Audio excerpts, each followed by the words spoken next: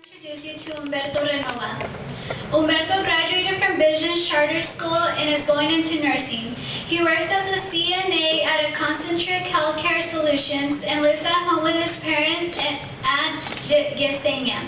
He hopes to become the best nurse possible and give back to his community by taking care of people in a hospital. It has been very challenging for him to work while keeping up with his studies and still honor his responsibilities to his family. Although his studies are a little overwhelming at times, Humberto was happy to learn that with studying as much as possible, often with classmates, college work really isn't as bad as he thought it would be, and finds himself enjoying it. He cares about people and is willing to listen and genuinely care about people, and has already learned that doing so with a smile on his face makes others feel anything is possible. Humberto loves nursing and feels that his ability to help in Spanish as well as English will make him a very special member of the hospital care team.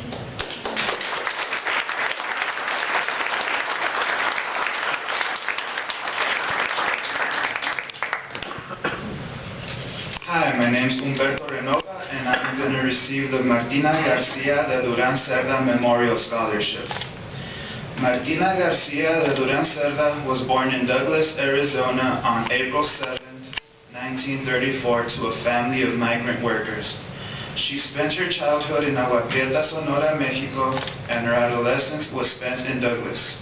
She graduated with honors from Douglas High School in 1954 and received her BA in Spanish language education from the University of Arizona in 1958, where she was a campus leader, inducted into the honorary mortar board, and was one of the founding members of Los Universitarios, a student-run organization of predominantly Spanish-speaking students.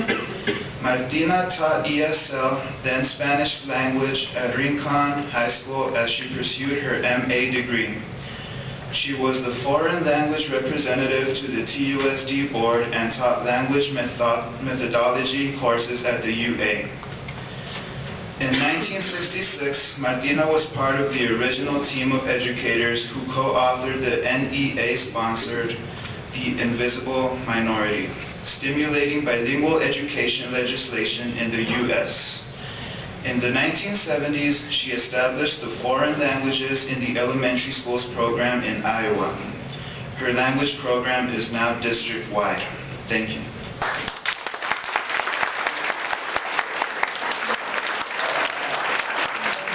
It's my honor, on behalf of my mother, to present you with the scholarship.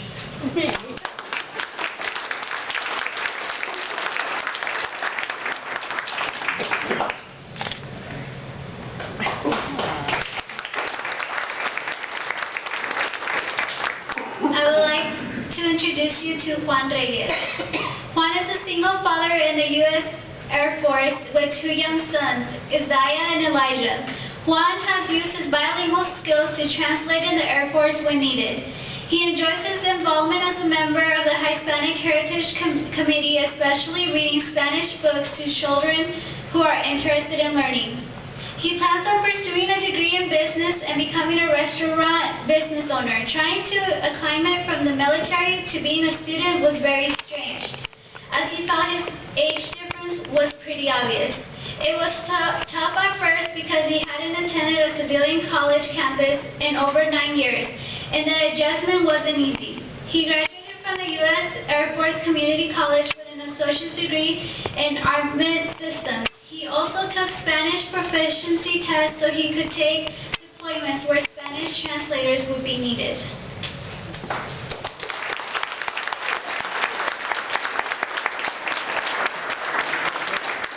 Good afternoon. I'm honored to be receiving the Dr. Hank and Mary Ann Oyama Scholarship. Dr. Henry Hank Oyama commemorates the dedication and many contributions of his late wife, Mary Ann Jordan Oyama. She was the strength and dynamics behind his accomplishments, the soulmate that understood his destiny. Hank and Ann were married in 1991, and with her loving and supportive help, his community endeavors continue to this day. A highly respected educator and community leader, Hank was born in Tucson, Arizona on June 1, 1926. Of Japanese descent, growing up in a Mexican-American barrio, with his hardworking, wise mother and sister speaking primarily Spanish. Dr. Oyama has been recognized as a master bridge builder for having built linguistic, cultural, and legal bridges between communities and countries. He was named Tucson Man of the Year in 1993, and at the dedication of the Henry Hank Oyama Elementary School, he was recognized as a pioneer in establishing bilingual education in the U.S. He is also a co-author of The Invisible Minority, a founder of the PCC Hispanic Student Endowment Fund, and a co-founder of Amigos de Pima. Ann Oyama has been his wife for 20 years. It is with her undying support that this scholarship has been able to touch so many lives. She has always supported him throughout all his community activities, and for this he is very grateful.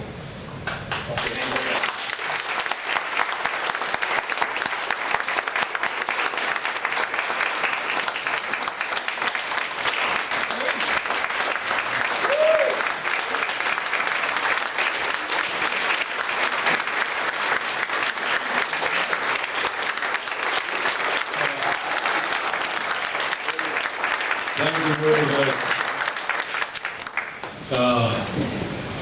Juan Reyes, I think, is a fine example of the wonderful scholarship recipients we had this year and we've had over the years.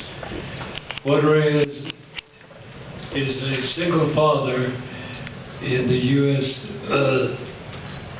Air Force with two young sons, Isaiah and Elijah. Juan has used his bilingual skills to translate in the Air Force when needed.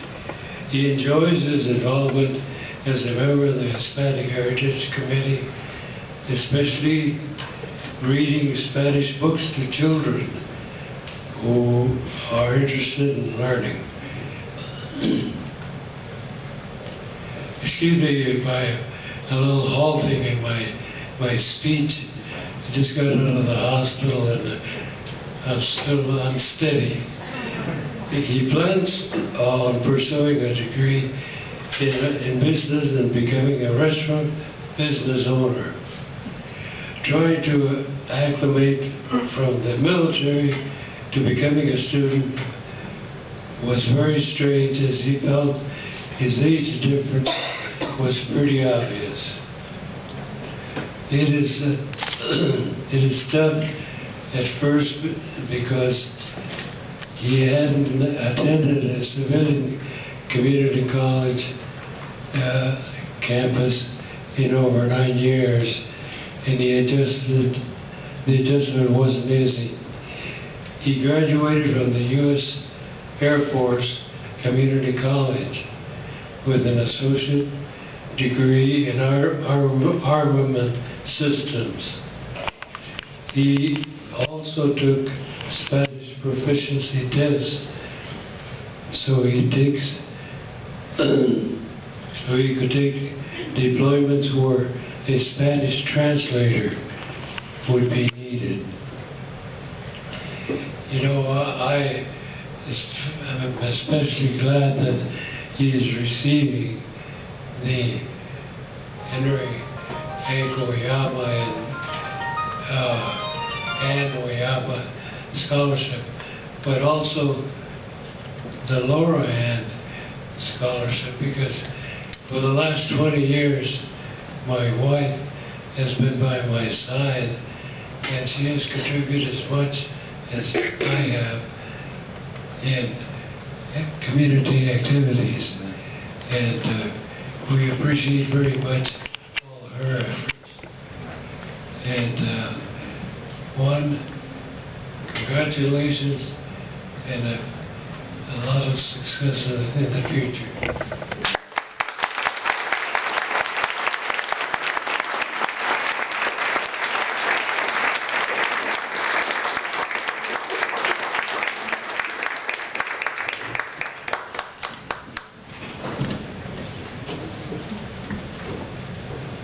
Good afternoon. My name is Juan Carlos Figueroa, and I'll be receiving the Raytheon Missile System Scholarship. I'd like to start off by thanking everybody with Amigos de Pima and I give my fullest appreciation to the company Raytheon for giving me this great scholarship. I'd also like to thank Hector Acosta in helping me succeed during the freshman semester I had at Pima Community College. And I can't forget my parents and my girlfriend, Juan Figueroa, Margarita Figueroa, and Nicole Sierra, because throughout my whole life, they've been helping me drive in the right path to success, and I use education, to thrive for everything I do. As a company itself, it has been running for over 80 years now, while demonstrating vast development in the world of today. Raytheon has been the leader in producing defense technologies and in converting those technologies for use in commercial markets. In the early years of Raytheon's development, inventions such as the radio tubes occurred. It didn't take much time for Raytheon to adapt and invent microwave cooking, but their ability to provide solutions to the global market didn't stop there. Soon afterwards, they made the first guided missile and exceeded their expectations. Since then, Raytheon has had no trouble in expanding all across the world. You can find facilities, businesses, and customers in nearly every corner of this globe. Raytheon's members interact with a diverse amount of people from different backgrounds. Diversity is the key to Raytheon's success towards the global market. As I stop to think about it, I truly see Raytheon's next step as a changing point in the world of today.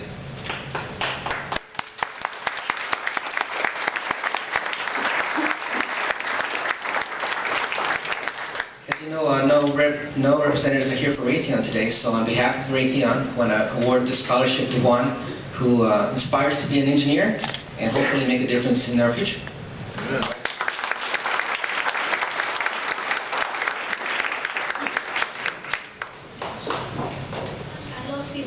Bio. Juan graduated from Shoya High School and seeks a career in engineering. He lives with his parents and brother Jesus and sister Corina Margarita. He has pondered what to do with his life ever since the day he was in 6th grade. Unfortunately, he says he's always managed to get in trouble with everything he tried to do. And amidst it was mostly because of his immaturity. As of his freshman year in high school, he was in deep trouble. His teachers hated him and thought of him as that kid that is a screw-up. He remembers the day his administrator spoke with him and he decided to change his ways. He beat the odds and graduated ahead of his high school classmates and began pursuing his dream of becoming an aerodynamic engineer. By first taking classes at Pima and to finish his major, he transferring to NEU. He thanks his administrators every day for that because without their guidance, he would probably been in jail right now.